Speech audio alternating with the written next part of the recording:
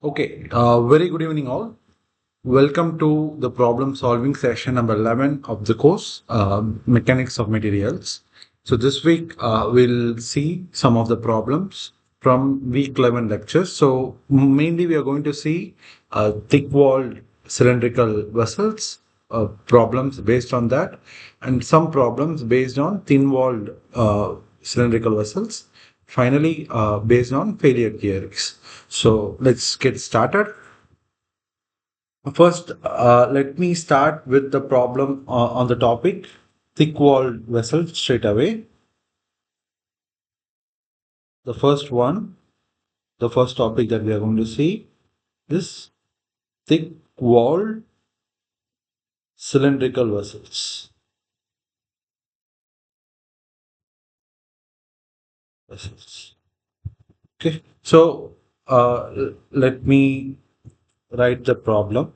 The problem given to us is problem number, say, 1, given an underground pipe. An underground pipe is there. This carries a wires. Okay, wire, electrical wire, is buried under the ground at a depth of 5 meters.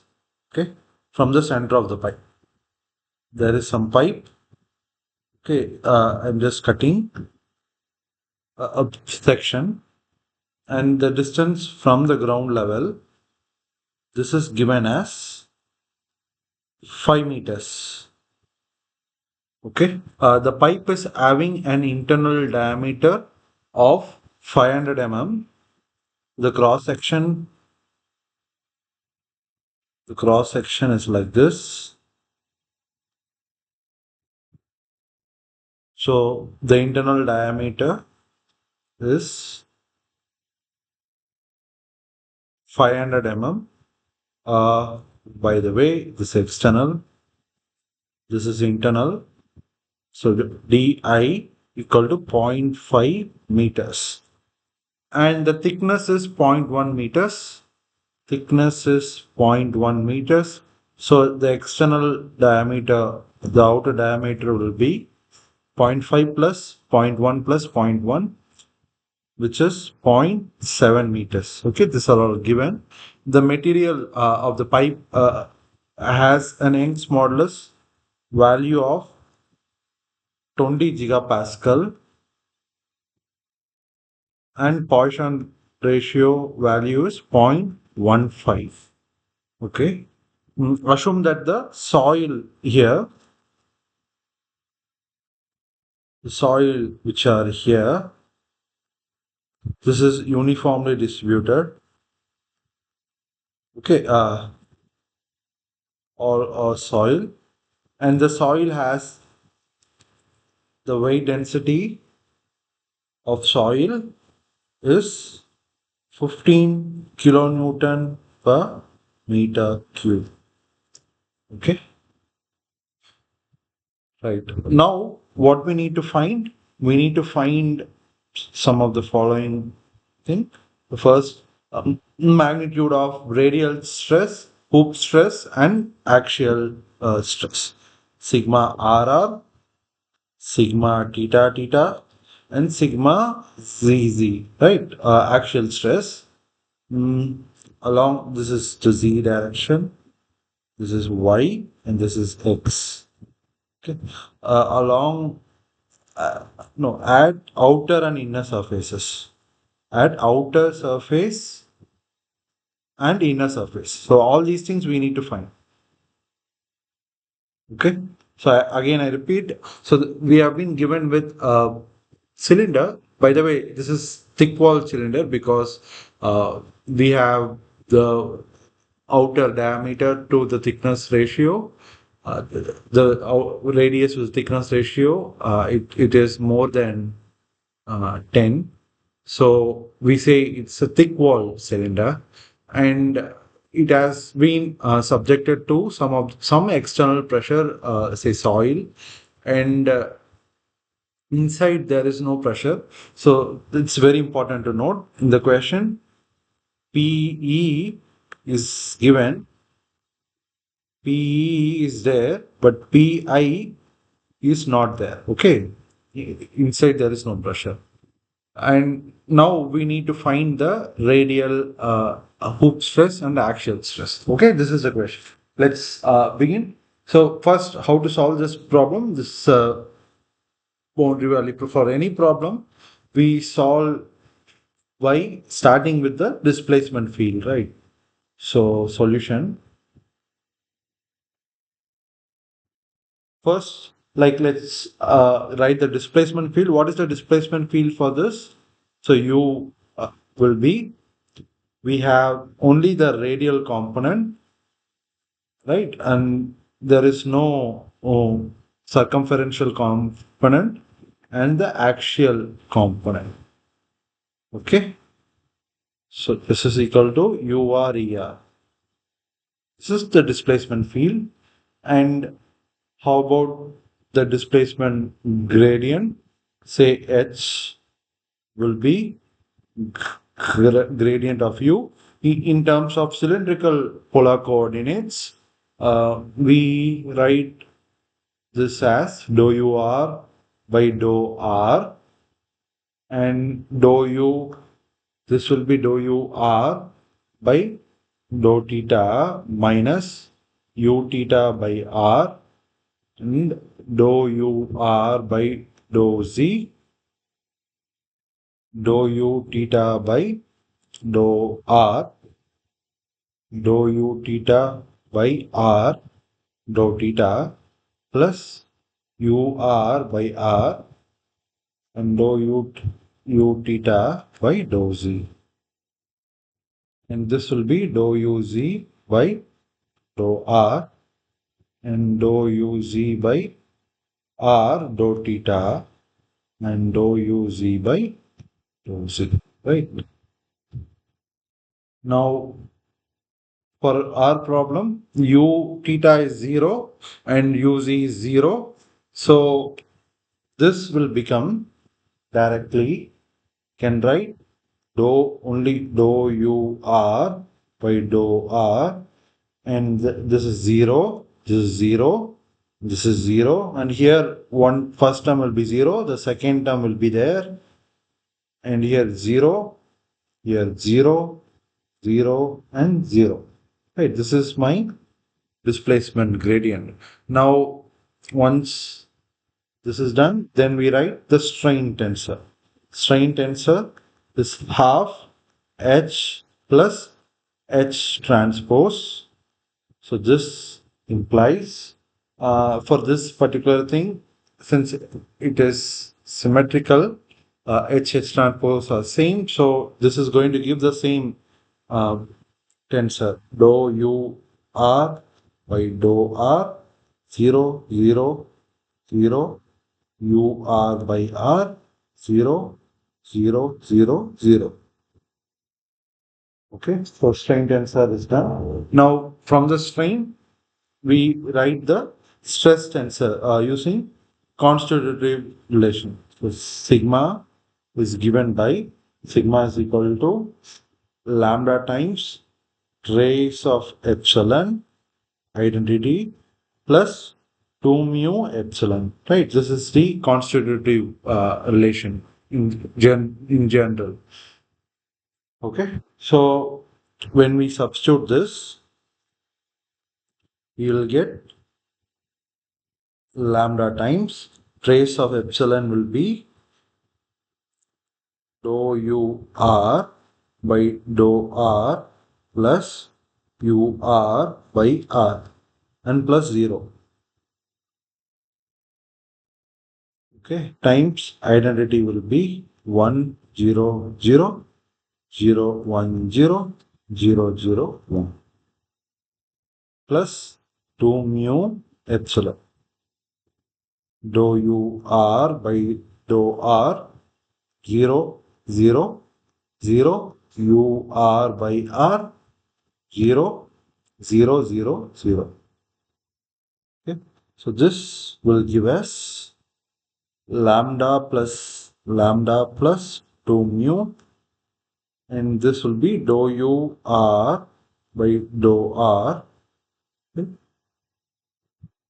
Lambda plus 2 mu dou u r by dou r. I'm mainly writing sigma, yeah, the first one, lambda plus 2 mu and plus lambda times u r by r. Okay, 0, 0, here also 0, and here uh, lambda dou u r by dou r plus lambda plus 2 mu u r by r, right? And 0, 0, 0, and finally lambda times u r divided by r. Okay, so we notice all the shear components are 0, only the normal stresses are there. So this is sigma r r, and this is sigma theta theta, and this is sigma z z. Okay,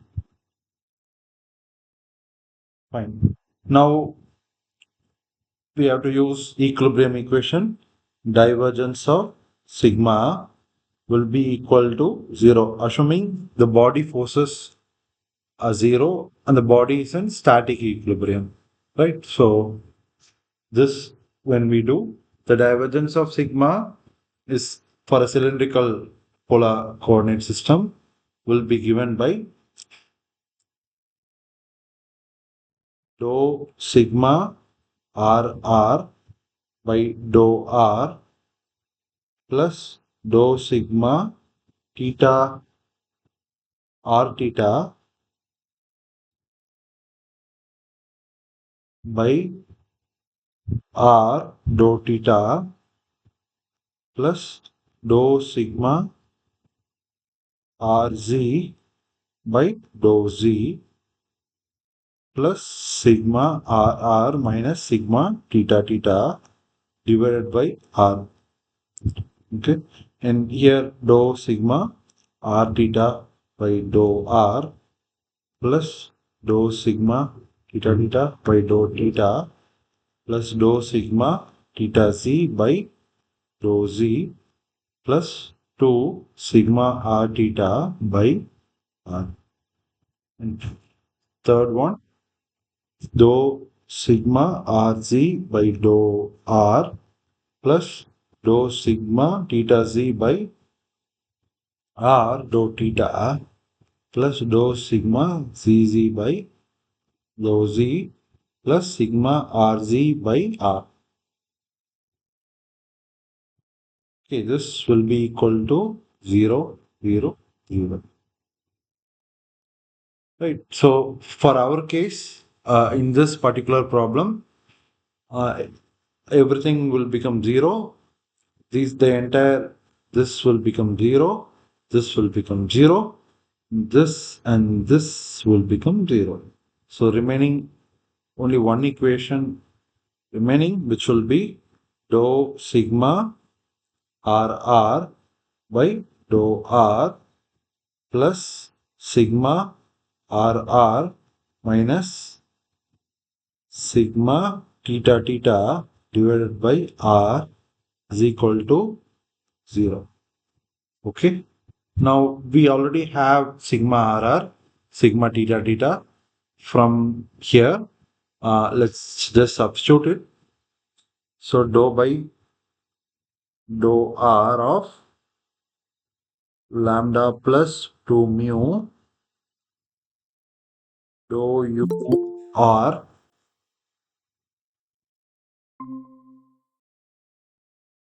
divided by dou r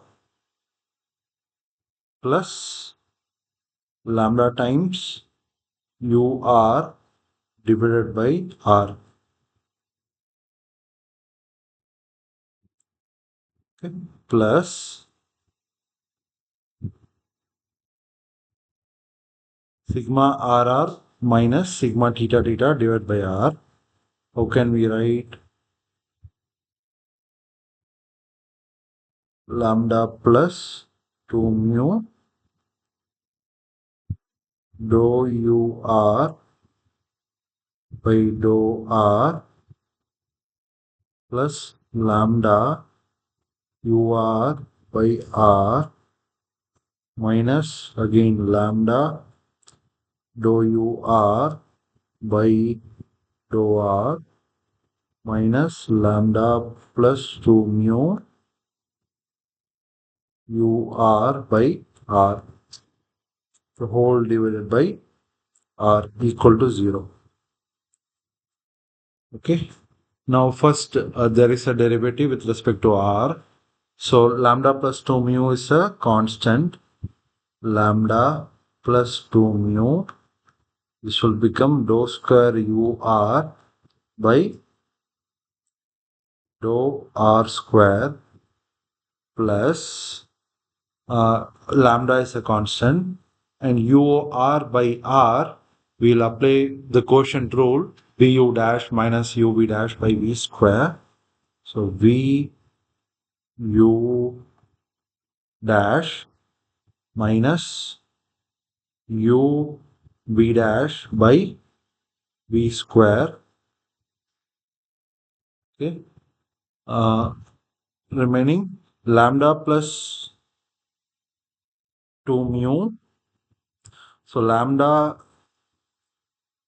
times dou UR, this and this will get cancelled. This will get cancelled with this.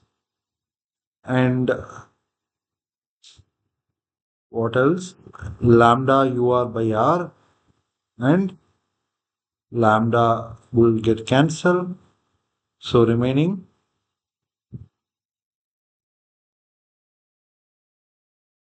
plus 2 mu constant dou UR by dou R minus UR by R. Okay, divided by R. Right, equal to 0. So this implies lambda plus 2 mu dou square UR by dou R square. This one can we simplify?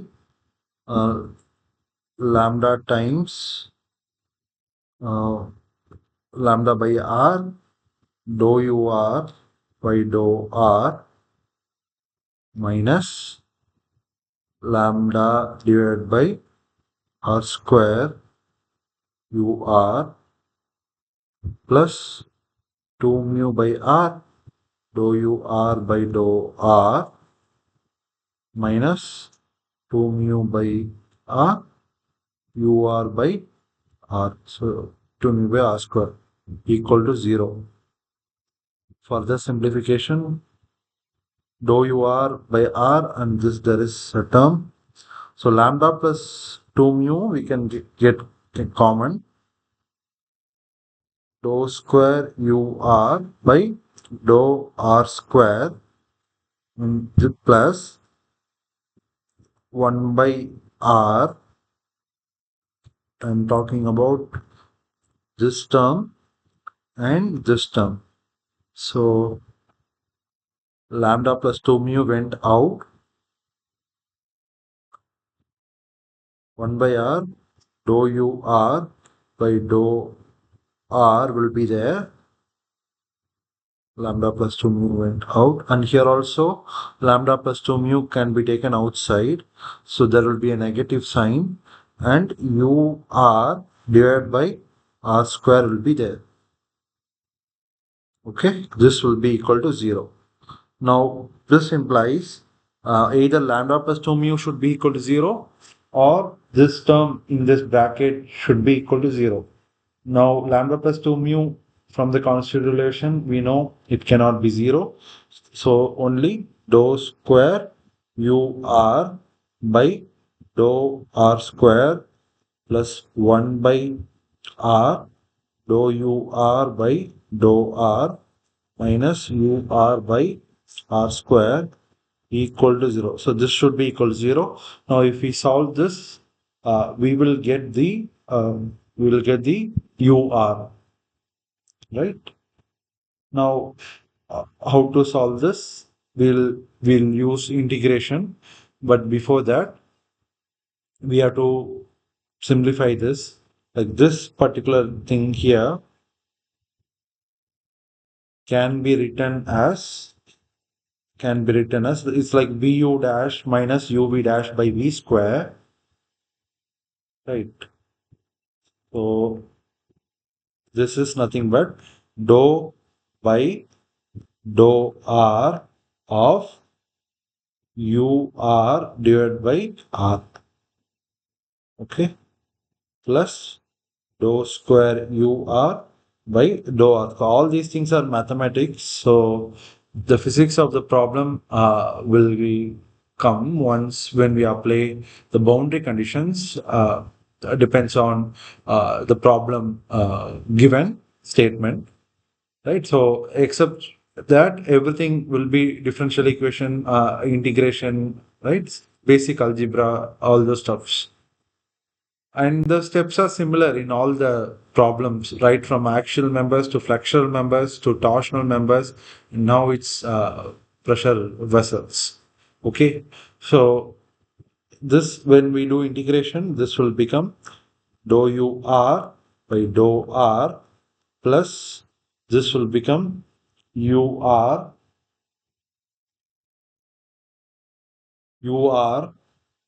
by r equal to C1, right? Now, again, this can be written as 1 by r dou by dou r of r times ur. This is equal to C1. And further, when we do simplification, we'll get dou by dou r of r ur is equal to C1r. So this implies r ur will be equal to C1 r square by 2 plus C2. This implies my displacement, the radial displacement given by C1 r by 2 plus C2 by r.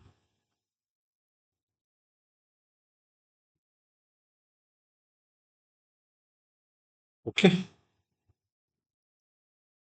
right? So now we need to find the C1, C2. Let's substitute it in that expression for sigma RR, sigma theta theta, sigma ZZ, and let's substitute the boundary conditions. So we'll get C1 and C2. Right. What is the boundary condition? Boundary condition says for our problem, boundary condition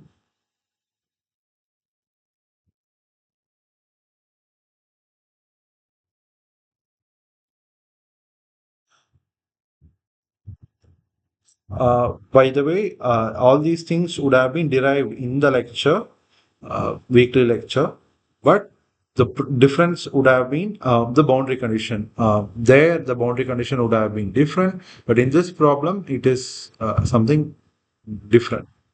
Okay, so first I think let's derive, assuming PE and PI both are there. Maybe after that we will go specific, right? So let's not take PI equal to 0. Let's assume there is some PE and PI and proceed.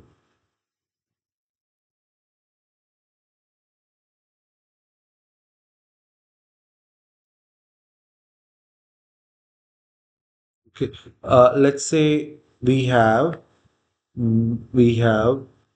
PI as this, some internal pressure, and let's say we have PE as this. Okay. This is general case. Okay, this is how usually the direction from external it's going to press inwards. From inside surface it's going to come outside. Now, for this particular case, let's say this is PI. This is PE. Okay, P internal, P external. Now, what is the boundary condition? The boundary condition for this is sigma RR, the radial stress at the inner surface at RI will be PI or minus PI. How to write PI minus PI? What is the outward normal? The outward normal for this is coming from this. So my direction of pressure applied is opposite to the direction of outward normal. So this is going to be a negative. Okay.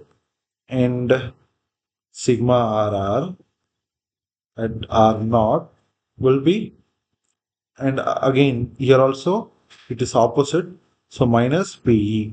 The outward normal is going to come like from the surface. The outward normal is this. Okay, this for inner surface. Okay, my pressure is acting opposite to the outward normal. Hence, it is minus B. So these are the two boundary conditions. Okay, C1, C2, there are two constants. So we need at least two conditions and to solve the problem. Okay. By the way, in this sum which is given to us, Pi is zero. Even though I am assuming Pi is non-zero and proceeding, so that I'll get a general case in your assignment problem given for this week. Might be they may not be zero, or it depends on problem to problem. So let's derive it for a general case, and maybe let's substitute it based on problem. Okay. So sigma RR of RI will be sigma RR will be, where is the expression for sigma RR?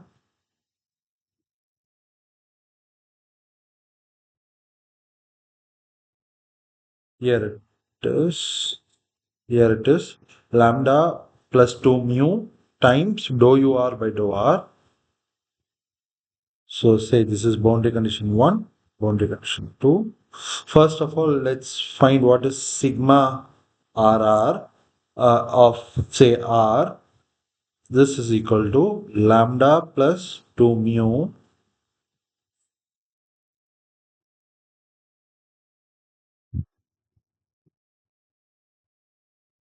lambda plus 2 mu dou UR by dou R plus lambda times UR by R. Dou UR by dou R plus 2 mu times UR by R, right? Correct? Lambda times UR by not 2 mu. Okay. Now UR already we have. So lambda plus 2 mu dou UR by dou R will be C1 by 2 minus C2 by R square. Okay. Plus lambda times UR by R will be C1 by 2 plus C2 by R square. Okay. So this will be, we'll write in terms of C1, C2. C1 by 2 is common. Lambda plus 2 mu plus lambda. Just 2 lambda plus 2 mu. So 2 common. Lambda plus mu. Okay. What else? So this about C2. C2 by R square plus lambda is here minus lambda plus 2 mu. So this will become only 2 minus 2 mu, right?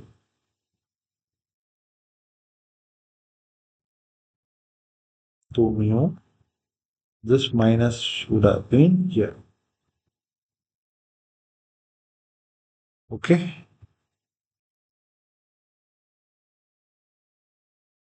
So this is expression for sigma RR at R.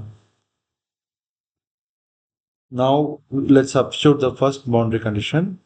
The first boundary condition, sigma RR at Ri will be equal to minus Pi.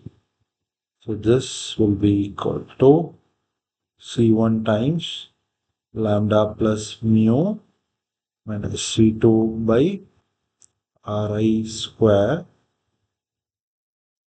2 mu will be equal to minus Pi. And the second boundary condition implies second boundary condition. What is the second boundary condition? Sigma RR at R naught. So C1 times lambda plus mu minus C2 times R naught square times 2 mu will be equal to minus P external. Right? Yes. So we got two equations. So we need to solve these two equations to find C1 and C2. Solving this, we will get, say, equation 3 minus 4 implies C2 times 1 by R naught square minus 1 by Ri square to mu is equal to Pe minus Pi. Correct? So C2 will be Pe minus Pi by 2 mu, and this will become R naught square Ri square divided by Ri square minus R naught square. Correct?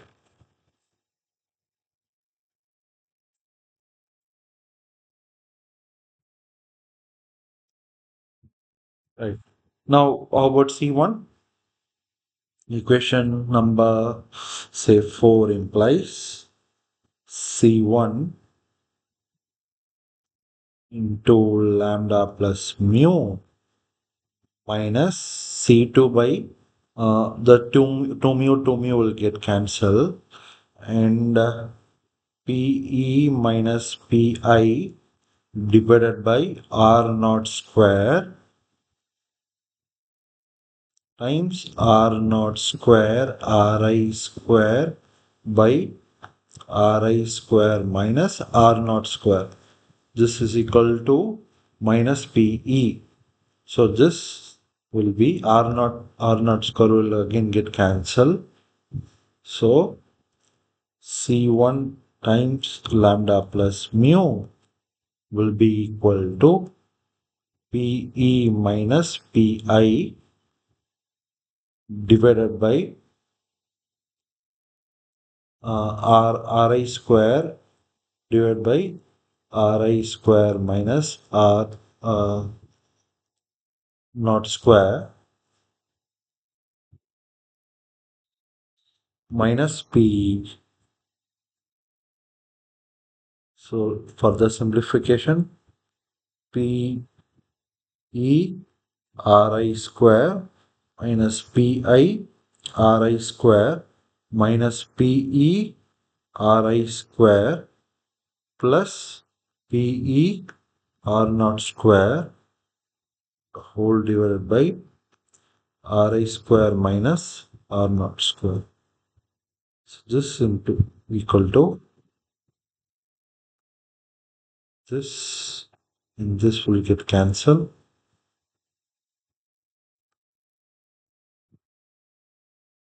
This will be PE R naught square minus PI Ri square divided by Ri square minus R naught square. Okay, this C1 equal to 1 by lambda plus mu, right?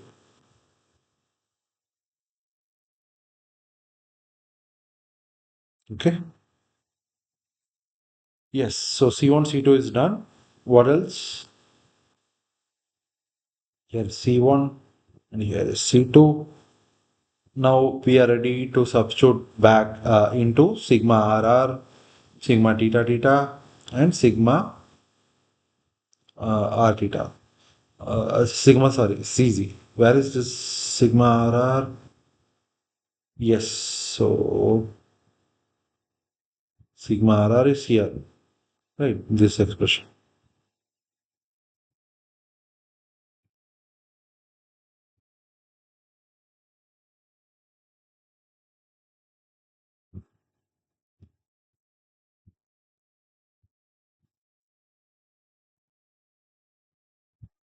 This is sigma RR. Let's substitute C1, C2. So what we get?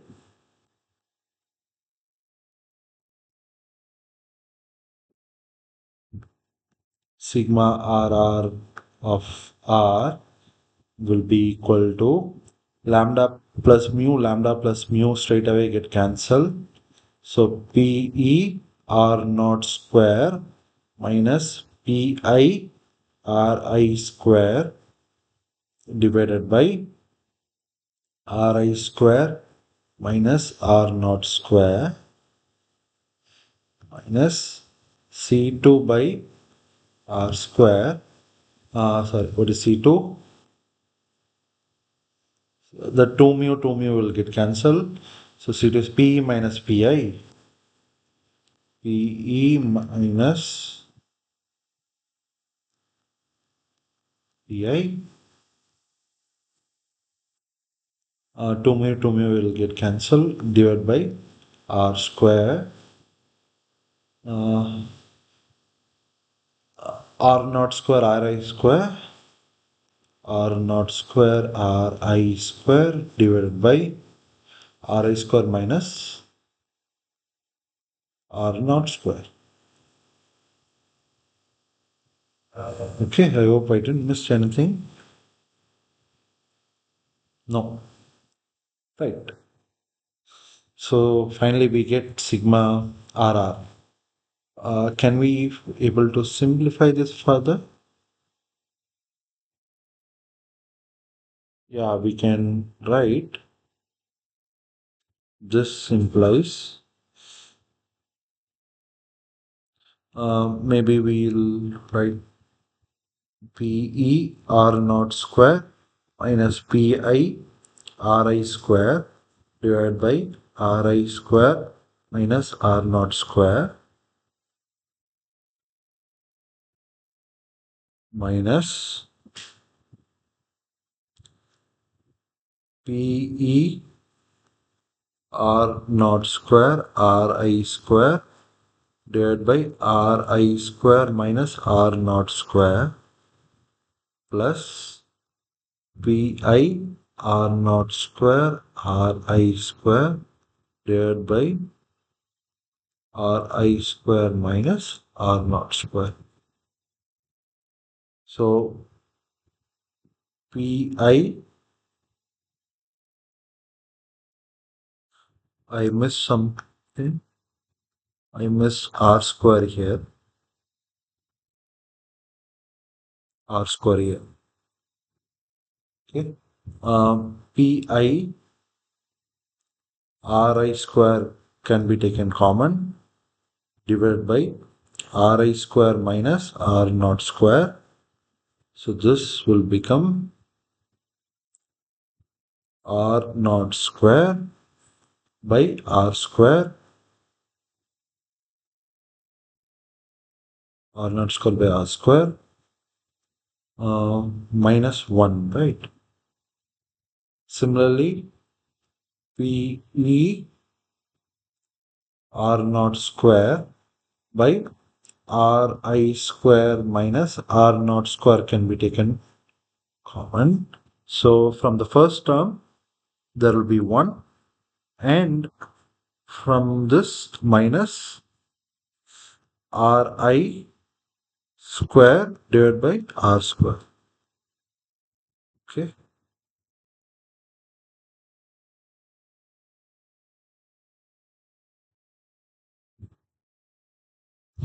Uh, um, we can write this as pi ri square minus r naught square, because r naught is greater than ri, so better. So I'm just writing like this, minus 1 minus r naught square by r square. Okay. Similarly, here also we can write pe r naught square by r naught square minus ri square. So, and this will become negative here.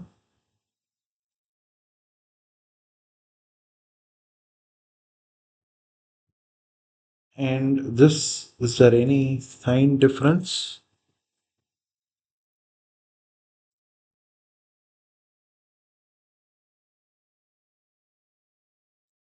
Is it negative or positive? Let's check once. Oh, yeah.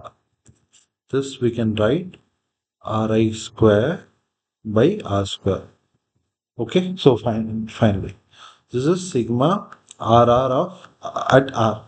Similarly, we can write stress sigma theta theta of r. I'll straight away write the final things.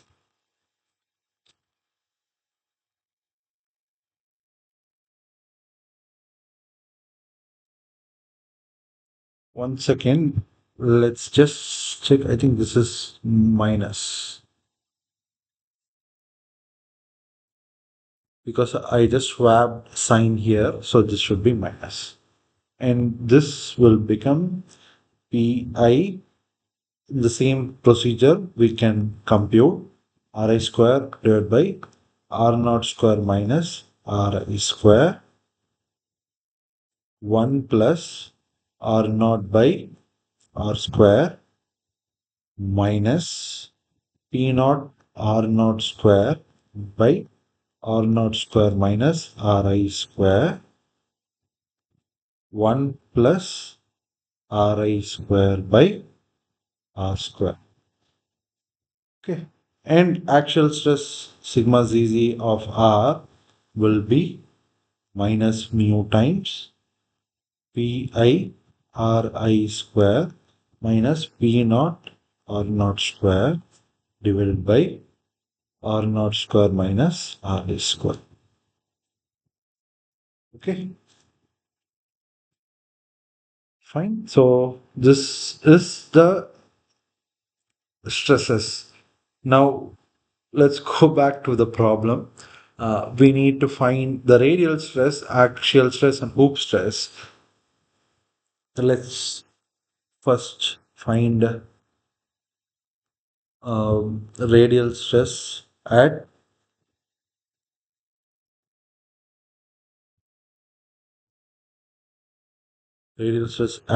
outer surface. Okay, what is at outer surface? R naught will be, for this problem, PE will be, for this problem PE will be its soil. So you would have gamma h. Gamma is 15 kilonewton per meter cube. Gamma into h, right? 15 into 5 meters, correct? 5 meters. 75 kilopascal. What is Pi? For this problem, Pi is 0 kilopascal. And R naught,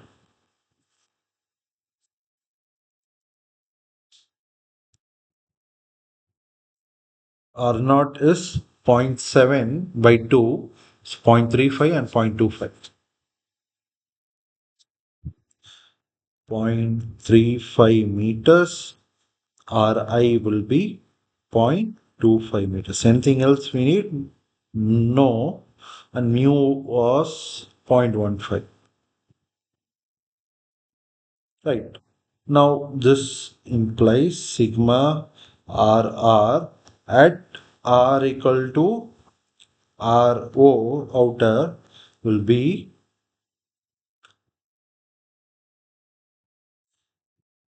Pi 0. So this first term will become 0. This will be negative. Uh,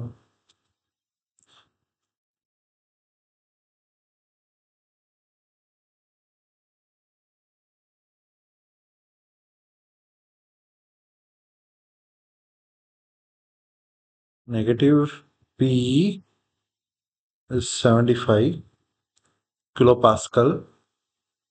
R naught square.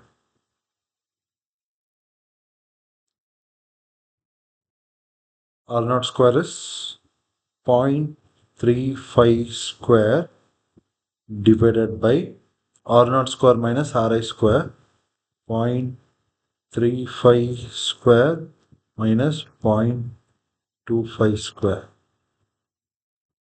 times 1 minus 0.25 square divided by R equal to R naught, so 0.35 square. This equal to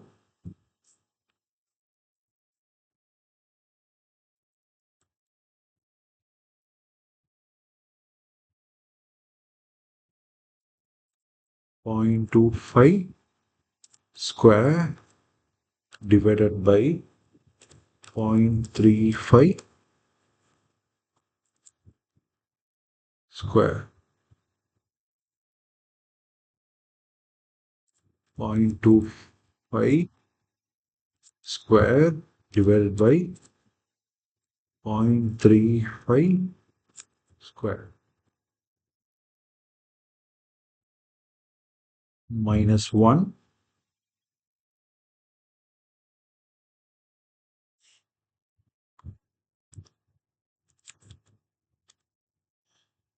times 75 times 0.35 square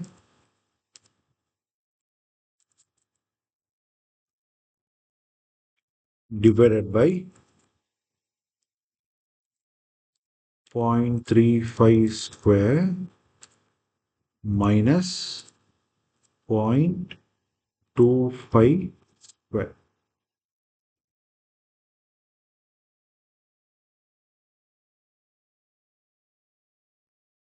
Okay, I'm getting 75.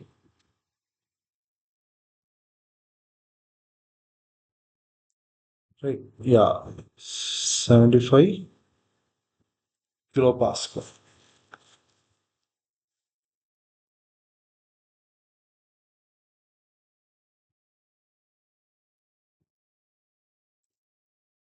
Okay, minus.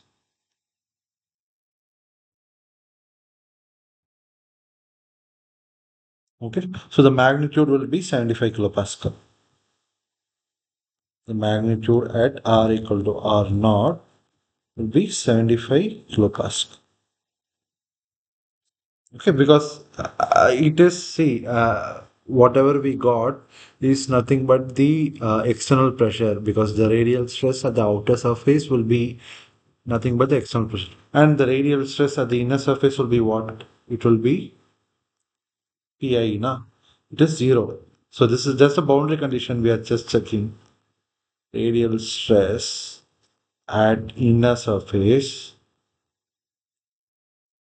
should be equal to 0, right? In this expression, if we substitute small r equal to capital R I, so 1 minus 1 will become 0, and this will become Pi, okay, which is nothing but 0. So we can just check it if we want, but this is the boundary condition with which we got the constant, so we should get it right. And third question, hoop stress, hoop stress at outer surface. Hoop stress at outer surface. So hoop stress is sigma theta theta of r at outer surface.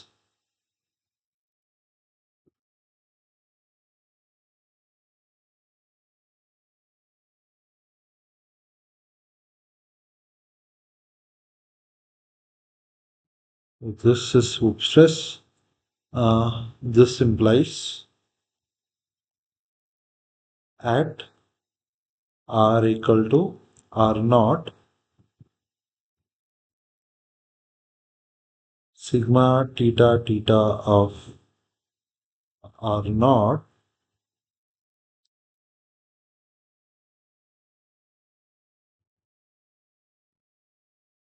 plus pi ri square by r naught square minus ri square. R naught will become 1. 1 plus 1 is 2 minus b naught r naught square by r naught square minus ri square. Again 1 plus ri square by r naught square. Now pi is 0 for this problem. So this term will become 0 anyhow. P naught is given as P naught is how much? 75. Yeah. P naught or PE, external or outer, both remain same. For brevity, let's have it PE itself. So minus 75 kilopascal into what is R naught 0.35, 0.25. 0.35 square by 0.35 square minus 0.25 square 1 plus 0.25 square by 0.35 square. This implies 0.35 square and denominator will get cancelled. So minus 75, 0.35 square minus 0.25 square into 0.35 square plus 0.25 square. Okay. Let's use calculator. 0.35 square plus 0.25 square divided by 0.35 square minus 0.25 square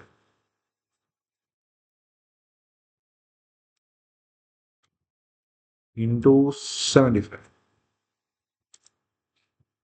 getting minus 231.25 kilopascal. Right, so that's it. So this is the hoop stress at the outer surface. And how about stress at the inner surface?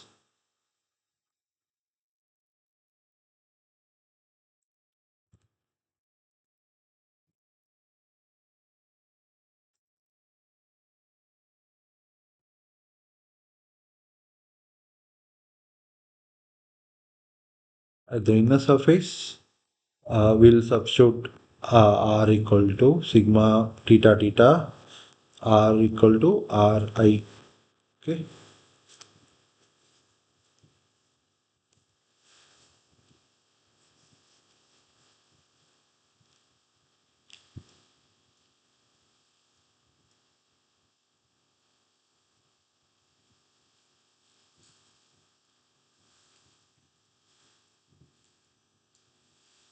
Okay. So sigma theta theta will be at Ri will be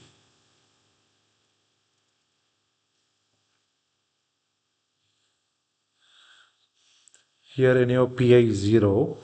So first term I'm just ignoring. So minus Pe R naught square divided by R naught square minus Ri square 1 plus Ri square divided by Ri square is 1 plus 1 is 2. So minus 2 Pe R naught square by R naught square minus Ri square. This is equal to minus 2 into P is 75 into 0.35 square divided by 0.35 square minus 0.25 square. This is equal to 150 times 0.35 square.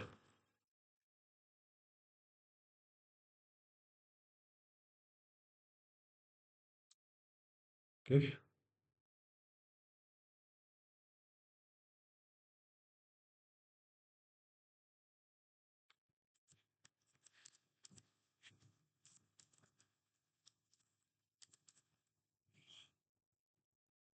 Divided by 0.35 square minus 0.25 square.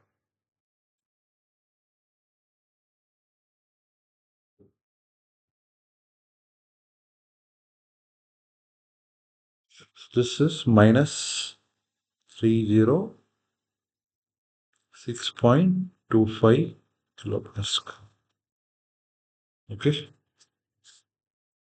Finally, axial stress at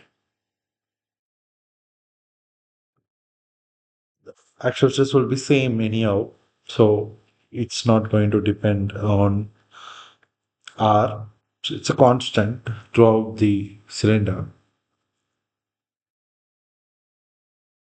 So this is the expression for axial stress we got.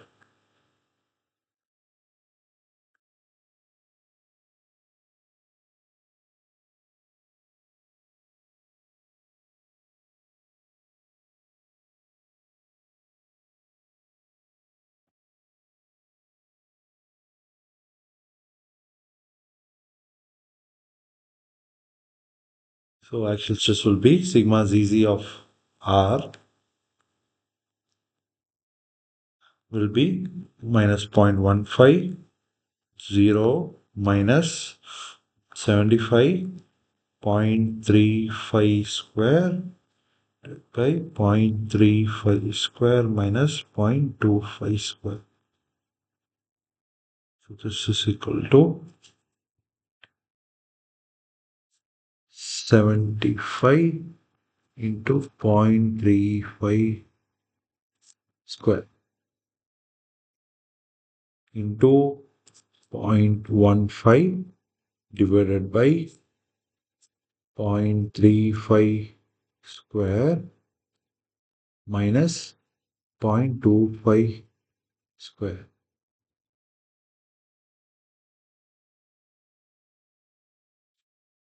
Right. So this is minus 22.97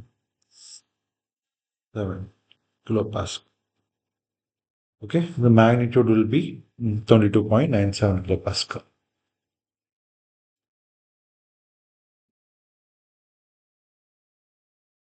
By the way, the minus minus will become plus, yeah. Okay. Any magnitude doesn't matter, right? So because of the inflation in the current stance, so there is a tension, actual tension developed, right? So with this, we come to the end of this first problem, right? And the second problem, now the same thing, we can play around with the numbers. Like in another case, maybe there may be uh, water pressure, like inside the pipe, underground pipe. There may be a water pressure, say, acting like this, Pi. Okay, Pi is there, say given by Pi is 30 kilopascal, and there may be a soil pressure, might be acting outside.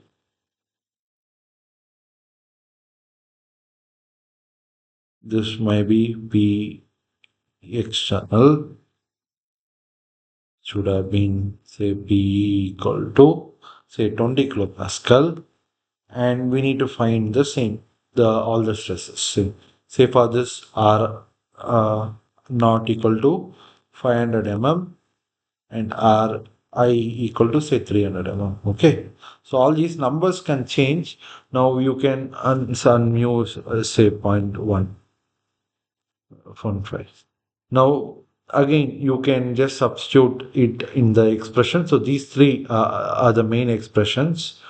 Okay, this is a general expressions irrespective of whether external or internal, this will hold. Okay, if only inside is there, we'll put a P equal to 0 and just substitute it. Okay, right. Now, this completes the problem of thick cylinders.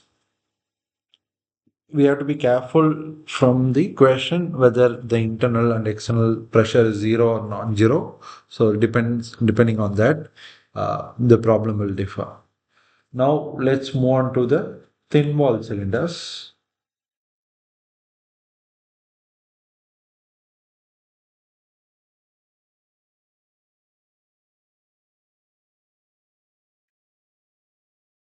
Some problems based on thin wall cylinders.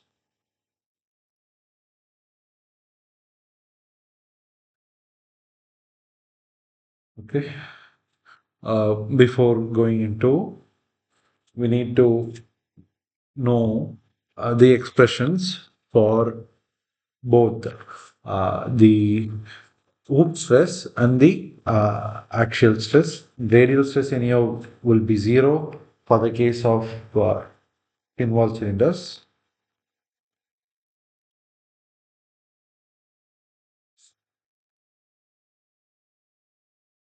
So we say a cylinder is thin wall when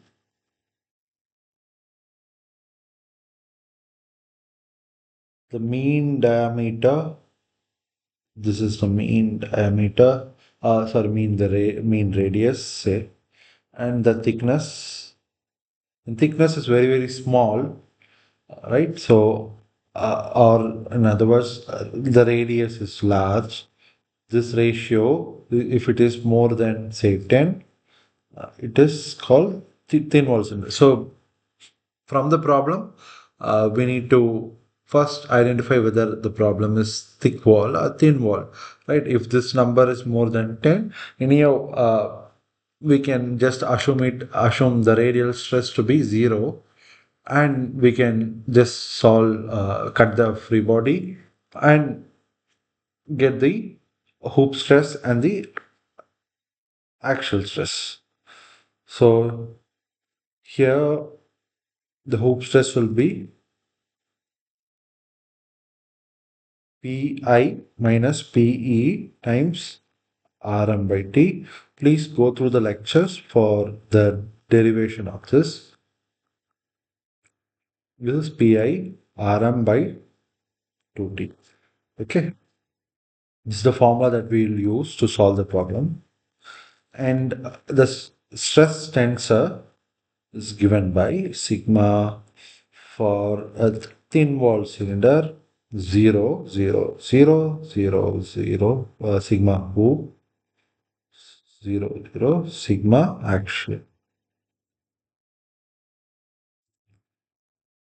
And yeah, of course, we can write strains, all those stuff. Now let's go to the problem. Problem number 2.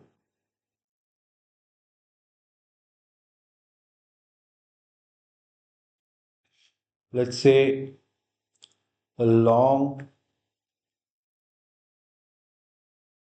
thin wall circular tube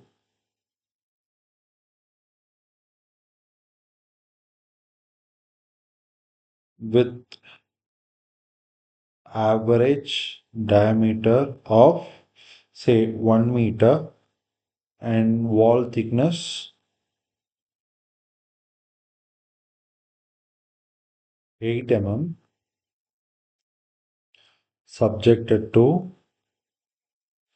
internal pressure of 30 kilopascal, acting radially outwards. Okay, acting radially outwards.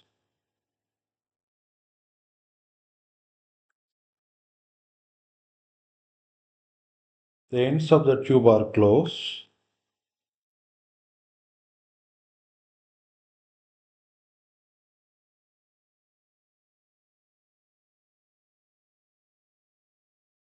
Now for this, we need to find magnitude of hoop stress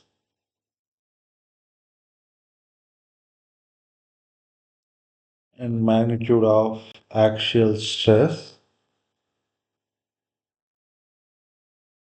and magnitude of maximum shear stress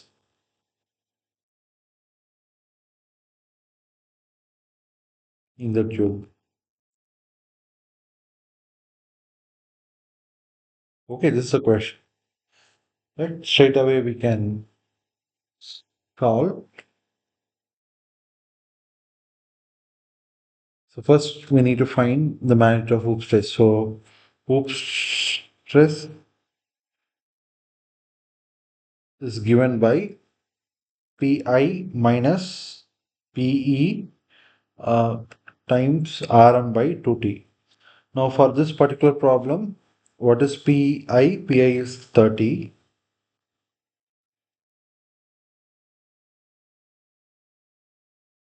What is Pe? 0. Right? Because no, it's not subjected to any of the pressure. Right? And what else we need? Rm. Rm is 500 mm. This is 0.5 meters. And what is Rm by T? This is 0.5 by 0.008, which is greater than 10. So there's no need. Okay, and T is 0.008 meters. Now, hoop stress sigma theta theta something but Pi minus Pe times dm by 2t. So this will be 30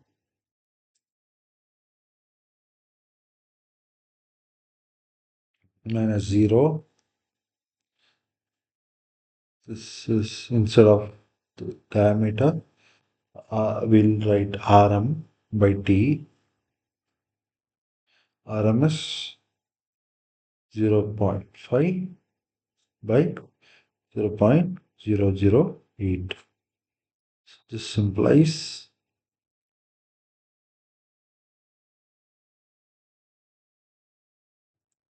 30 into zero point 0.5 divided by 0.008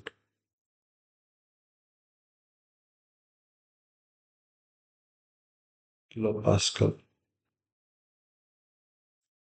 Okay, and sigma ZZ will be pi Rm by 2T.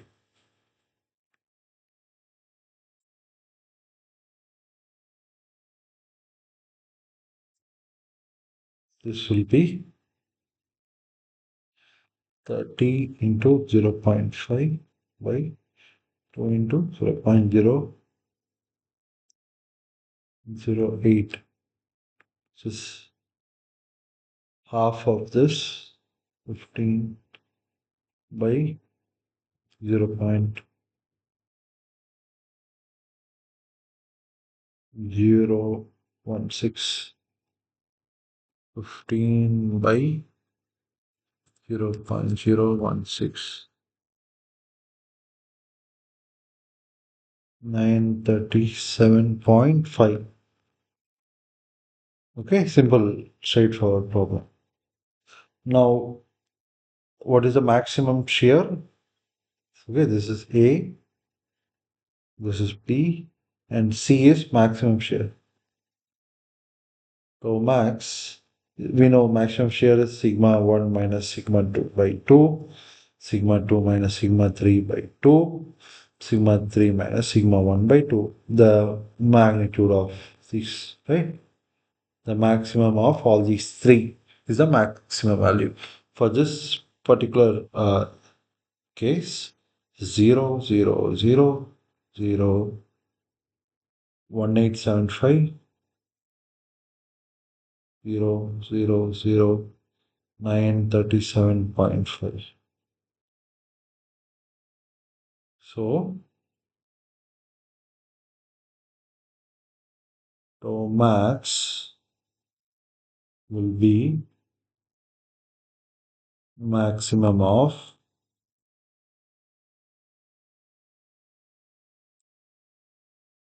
I guess it's 1875 by 2 or 937 by 0.5 by 2 or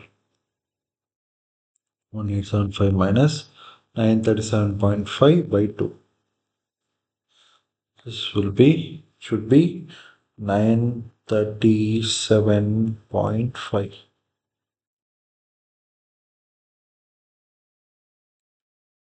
megapascal.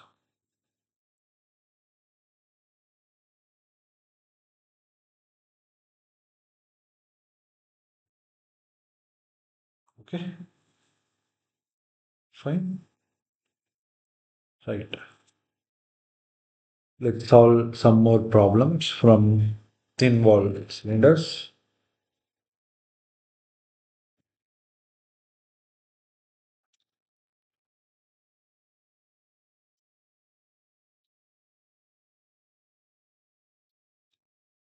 Okay, so problem number 3.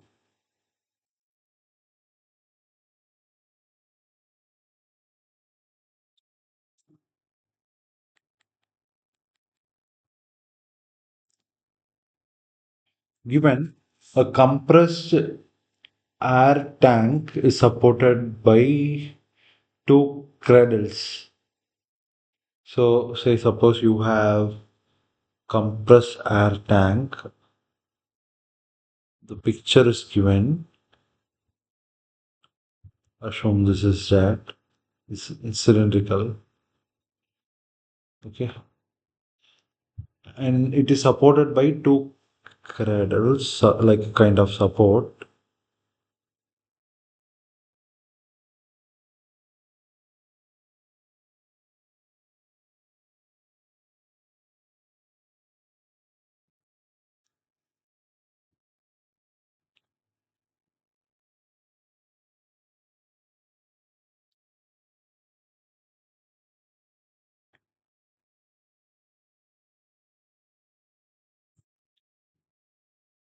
Okay, and the cylindrical body of the tank has a 750 mm outer diameter.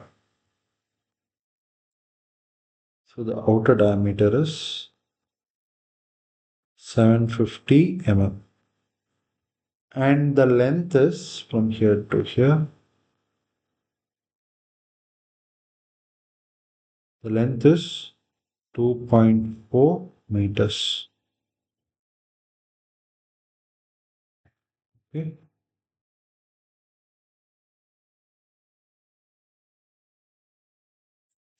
We need to find the hoop stress and axial stress.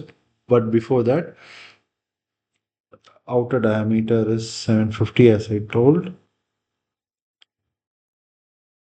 And this is fabricated from a 10 mm steel plate by butt welding along a helix that form an angle, say 25-degree. So actually this is welded like this. Okay. And here the angle is 25-degree.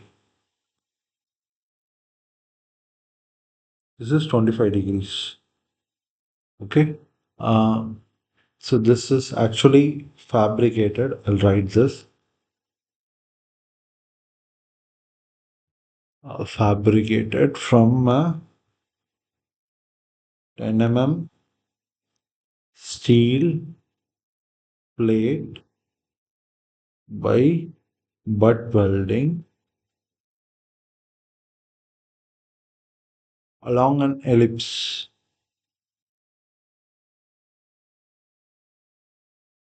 Ellipse. So that forms an angle theta equal to 25-degree with transverse plane. Okay. The end caps are spherical and have a uniform wall thickness of 8 mm. So this is spherical, the end caps, and this wall thickness is 8 mm. And for an internal gauge pressure, Pi given as 1.2 megapascal. Okay, we need to find two things. One is the normal stress and maximum shearing stress. Where in the spherical caps.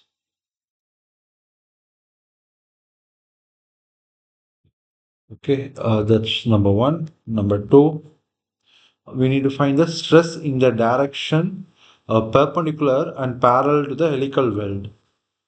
Stresses in directions perpendicular and parallel to helical weld. This is the helical weld.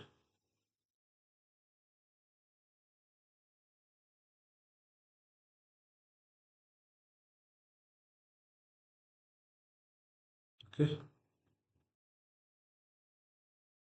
Okay, let's solve the problem. So this is a question. I'll again repeat. A compressed. This is a compressed air tank. Compressed air tank is supported by two cradles. This is cradle. Two cradles. One of the cradle is designed so that it does not exert any longitudinal force on the tank, so we are not going to get any longitudinal force. Of course there will be a vertical reaction, but there won't be any longitudinal. So it's like a hinge roller, so there is no horizontal reaction developed. The cylindrical body of the tank has an outer diameter of 750 mm and is fabricated from a this cylindrical body. Okay, this is the cylindrical and this is spherical.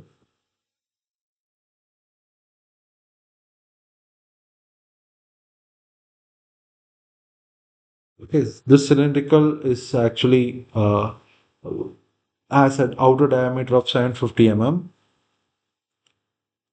and is fabricated from a 10 steel plate by butt welding along helix that form an angle of say 25-degree with the transverse plane. The end caps are spherical and have a uniform wall thickness of 8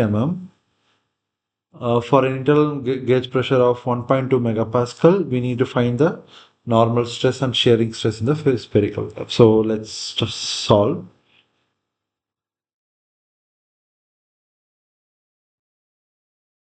So for the spherical cap, we say Pi equal to 1.2 megapascal and thickness is 8, 8 mm. And what is the R?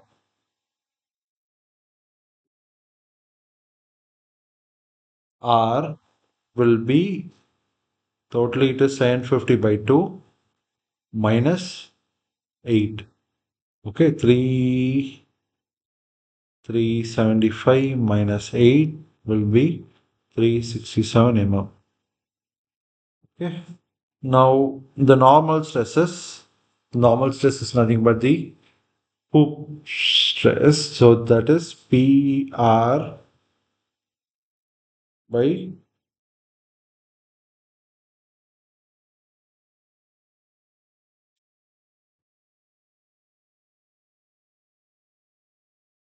no, this is a spherical cap.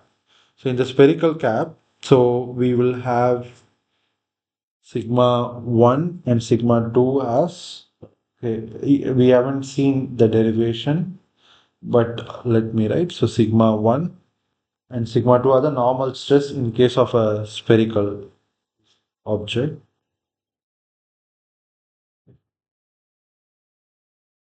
If we cut something, so we will have sigma 1 and sigma 2, both will be same, right? This will be PR by 2T, okay? And tau max will be half of sigma 1, which is PR by 40. Okay, this simply we can cut a free body and expose the internal stresses.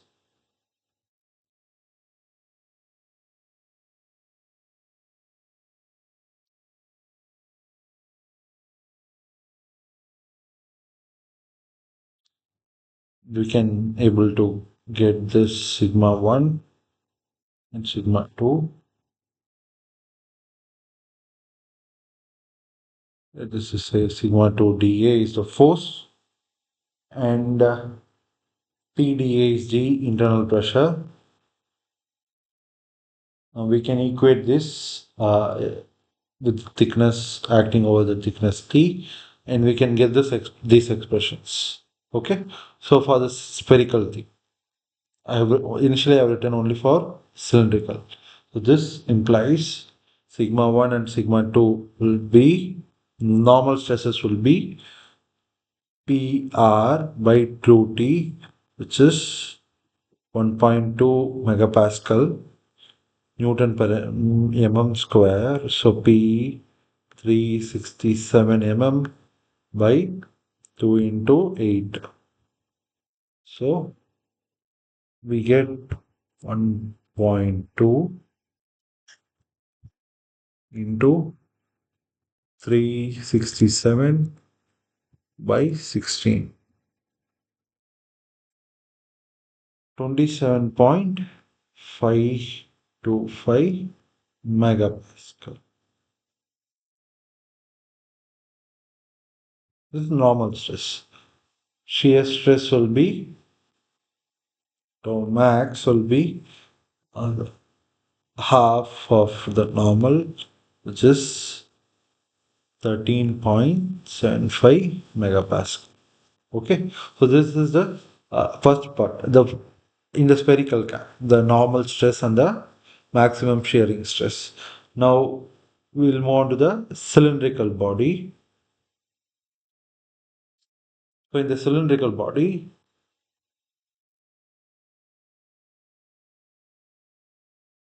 and then we'll move on to the stresses at the weld.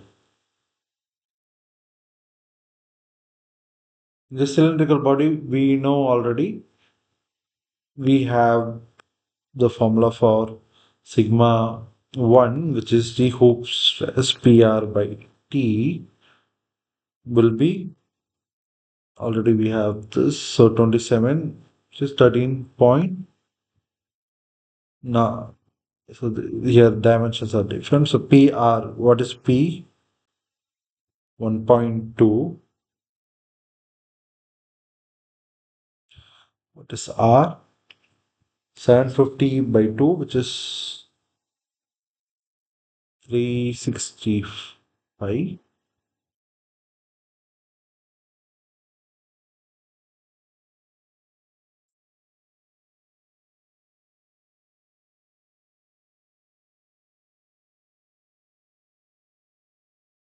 375 minus this thickness is 1 second. So this thickness of this is 10 mm. I hope it's I have given here. The cylindrical body thickness is 10 mm. This 10 mm steel plate. Okay, so R will be 750 by 2 minus 10, which is 365 mm. Okay, 365 divided by thickness is 10.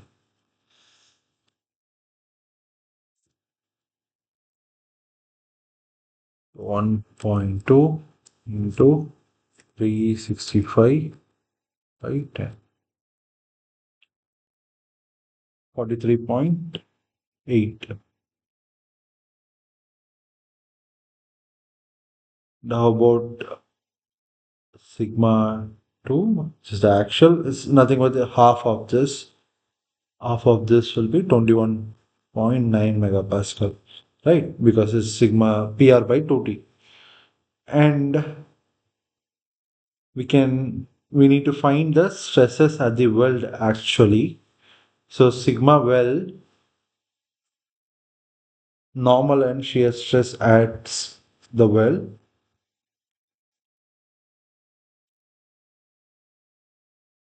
So how to find, and it's just 25 degree.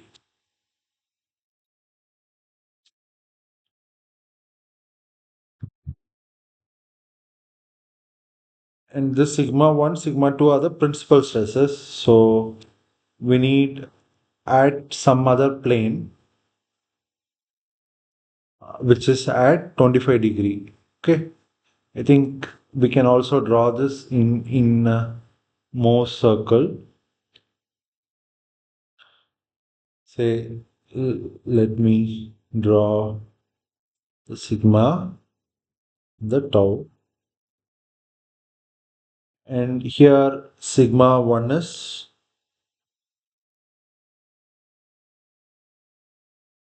43.8, sigma 2 is how much? 21.9. So these are the principal stresses. Now we draw the circle.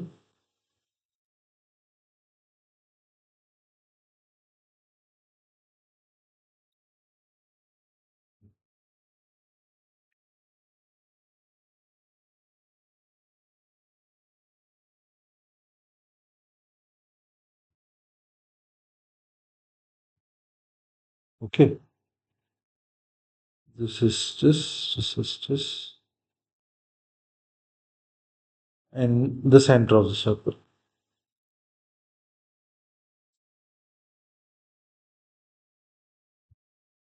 Okay. This will be sigma 1 plus sigma 2 by 2, which is the sigma average will be sigma 1 plus sigma 2 by 2, which is 43.8 plus 21.9 by 2, which is 32.85. What is the radius of the circle?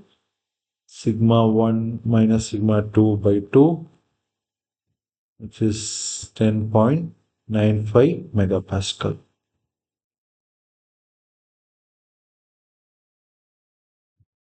Right. So we are interested in a plane where the theta is making 25 degrees. Okay. So in the Mohs circle, we need to rotate 50 degrees.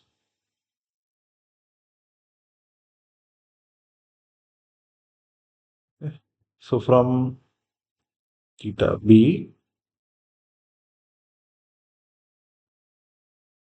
and this is say clockwise. So I'm going to go counterclockwise from here, from this point. Okay. We'll go say here clockwise. So this is 2 theta, which is 50 degree. Okay. In the physical plane, right, if it is theta, uh, in Mohs circle will go to theta. So here theta is from here it is 25 degree. So from there, it, it, that this plane is sigma 2. Okay, since we have drawn downwards, let me draw downwards itself. So from here to here, right? This is 2 theta, which is 50 degrees. Now, at this point, if we want to find the value of normal stress and shear stress, we can simply draw, right? Say this is say x dash and sigma normal stress of well will be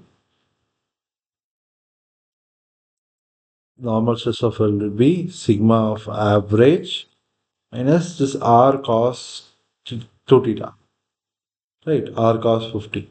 So this is 32.85 minus 10.95 cos 50. This will be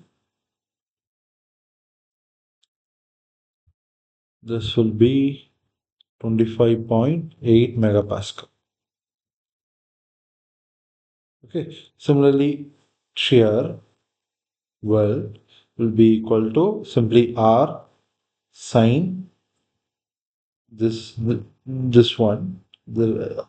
Okay, this is R. So this will be R sine 50.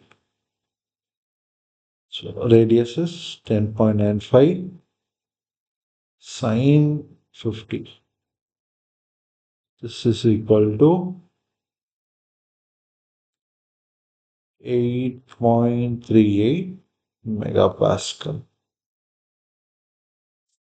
Okay, right. So that's it. Fine.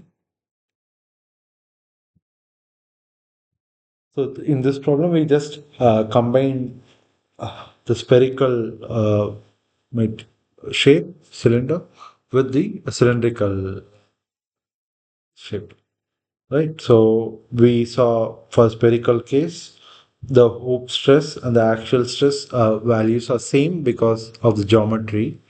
Whereas for the cylindrical case, it is half Okay, the longitudinal axial stress is half than the hoop stress, and remaining things are normal. Like once if we get the principal stresses, how to find stresses in any other plane with uh, orientation of say theta using Mohr circle. Okay, that's what we have seen. Right. So with this, we'll move on to the third topic of the day. Third topic is failure theories. Topic number three is failure theory.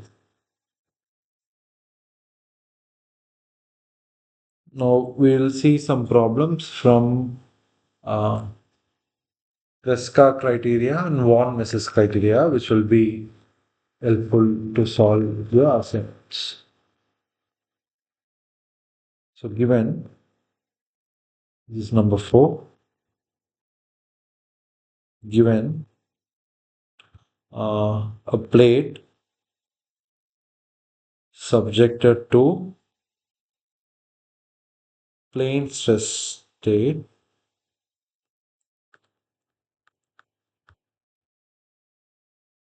with sigma xx as 300 megapascal, sigma xy as 60 megapascal, sigma yy as 200 megapascal. Now, if the yield stress from pure shear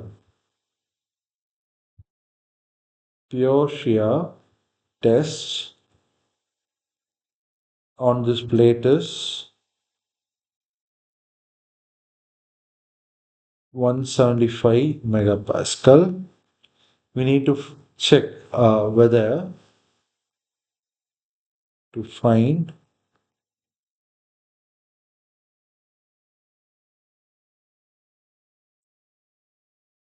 a will the plate fail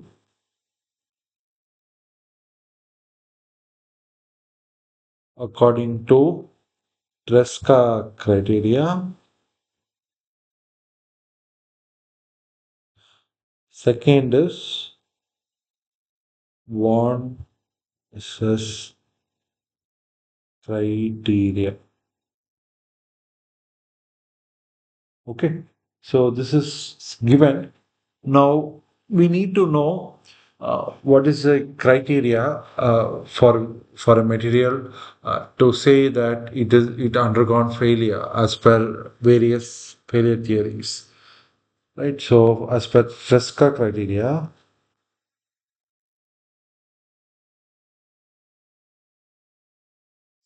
right? As per Fresca criteria,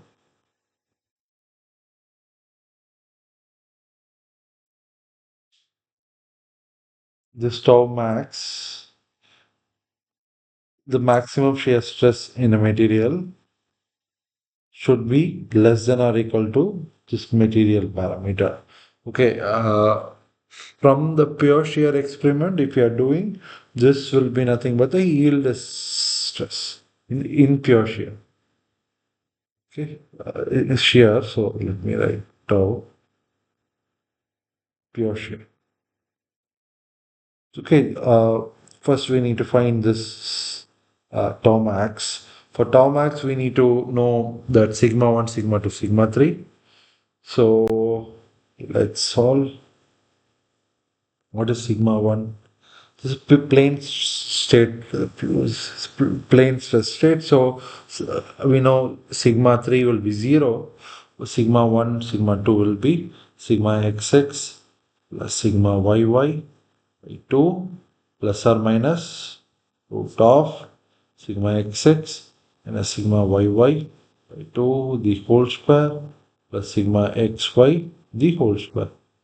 This will be equal to 300 plus 200 by 2 plus 300 minus 200 by 2 the whole square plus 60 the whole square.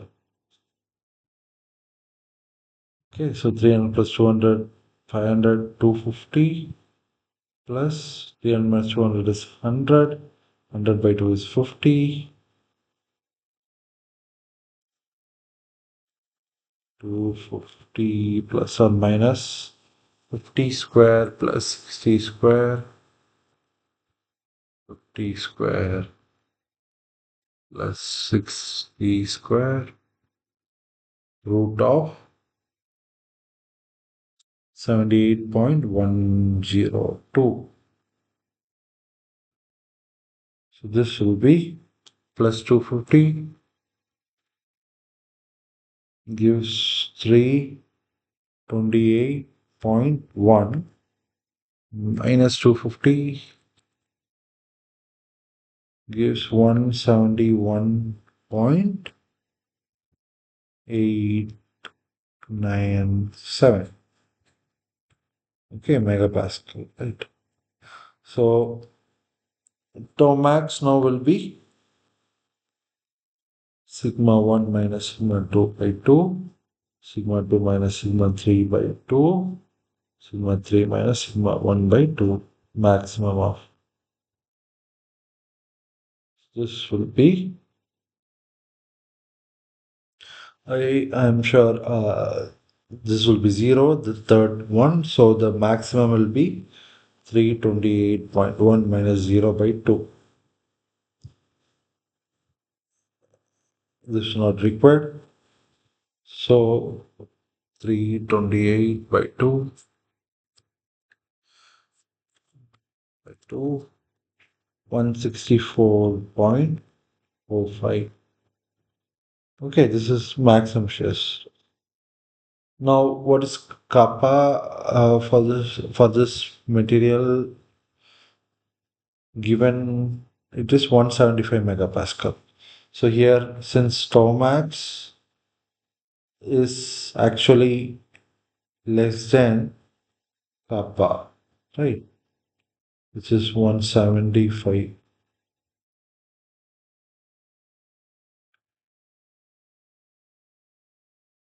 Correct, less than or equal to. Therefore, therefore, still it is not, it's safe, right?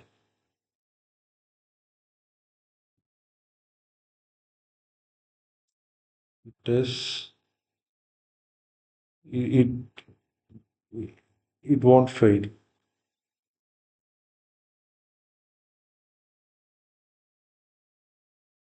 Okay. And how about one misses criteria? This is stress criteria. Mm, one misses.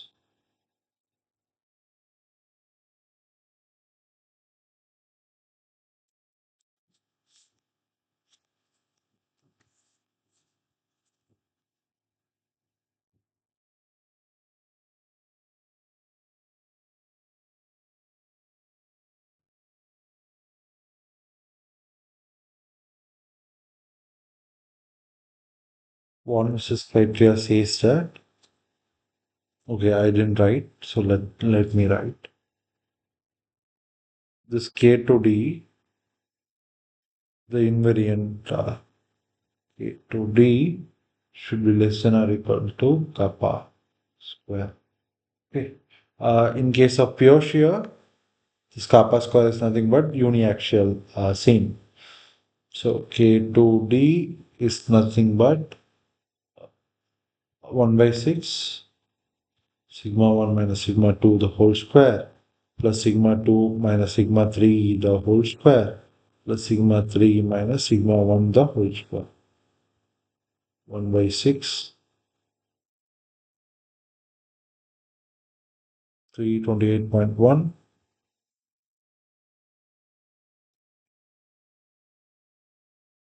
171.9.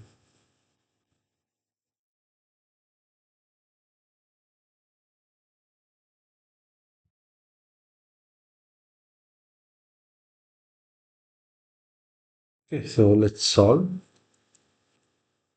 328.1 minus 171.9 square plus 328.1 square plus 171.9 square by 6.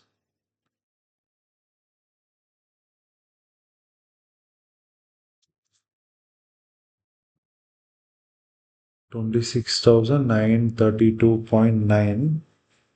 And what kappa square? For this case, it is 175 square. 175 square. Just 30,000. We are safe.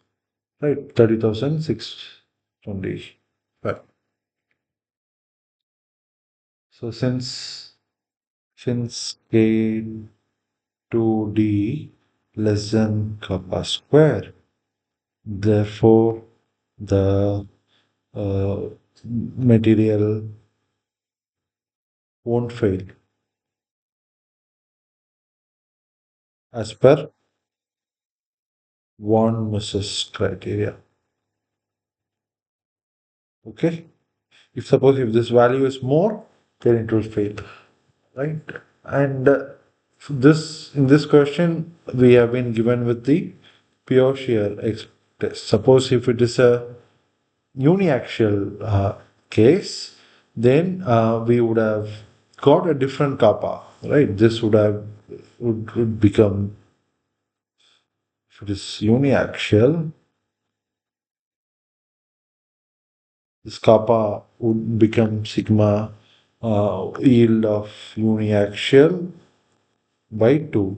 And similarly, pure for von Mises, this is for Tresca. Okay, for von Mises, that would be sigma y by root 3. Okay, this kappa, metal parameter. Okay, we have to be clear. Is it a pure shear experiment or is it a uniaxial experiment or torsional experiment? Whatever experiment, we have to be clear so that we'll take the material parameter based on that, right? So with this, we come to end of today's problem solving session. So we just saw three categories from the topics which have been covered in your week 11 lectures, right? So first, regarding thick cylinders, we saw the boundary conditions are the important one. Based on how the boundary condition depends, the expression for stresses will differ. And we derived the generic expression for the case of both the external pressure and internal pressure acting. From that, we solve the problem. Okay, and then we saw formula for thin cylinders and how to solve a similar problem, simple problem. And finally, we saw two failure criteria. One is for Tresca and one is and some problems based on that. Okay. So with this, I'll stop for today. Uh, we'll see in the final week for the next week number 12. Thank you very much.